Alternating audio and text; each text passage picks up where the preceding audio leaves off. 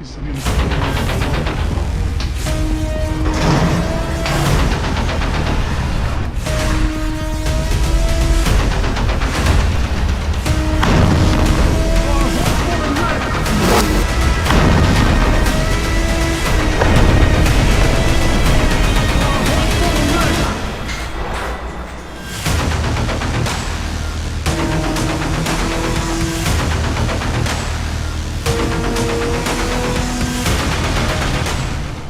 Yahya Sinwar के Hamas chief का पदभार संभालते ही गाजा में हमास के इजराइल पर हमले तेज हो गए हैं।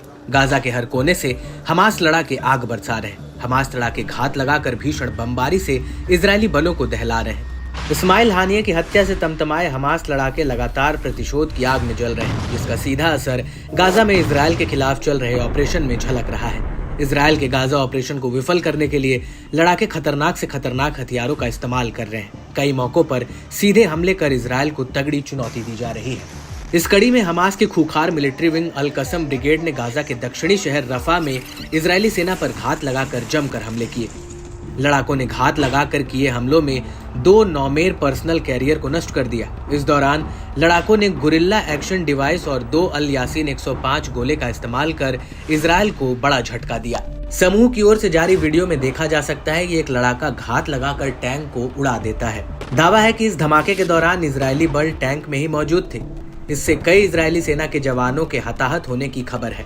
बताया जाता है कि लड़ाकों ने आईईडी विस्फोट और एक अल यासीन 105 रॉकेट की मदद से रफा के पूर्व में जॉर्ज स्ट्रीट पर 2 मरकवा टैंक को भी निशाना बनाकर तबाह किया। समूह ने अपने दावे की पुष्टि करते हुए वीडियो भी जारी किया है। इसमें इजरायल के मरकवा टैंक पर हमला करते हुए दिखाया जा रहा है। लड़ाके यही नहीं रुके, उन्होंने मृत और घायल सैनिकों को रेस्क्यू करने वाले इजरायली हेलीकॉप्टरों पर भी घात लगाकर हमले किए। अल कासिम ब्रिगेड ने 114 मिलीमीटर वाली कम दूरी के राजूम रॉकेट सिस्टम से नेट्जेरिम एक्सिस में इजरायल के कमांड हेडक्वार्टर पर बमबारी की। वीडियो में देखा जा सकता है कि कमरे में छिपे लड़ाके इलाके का नक्शा लिए बैठे हैं, जहां पर वो गाजा में इजरायली बलों की गतिविधि पर चर्चा कर रहे हैं। साथ ही लड़ाके इजरायली बलों को घेरने और हमला करने की रणनीति भी बना रहे हैं। लड़ाके नक्शे पर इलाकों को मार्क कर इजरायली बलों की मौजूदगी का अंदेशा जता रहे हैं। इसके बाद लड़ाके हाथ पर हाथ रखकर अपने मिशन को अंजाम तक पहुंचाने की कसम खाते देखे जा सकते हैं।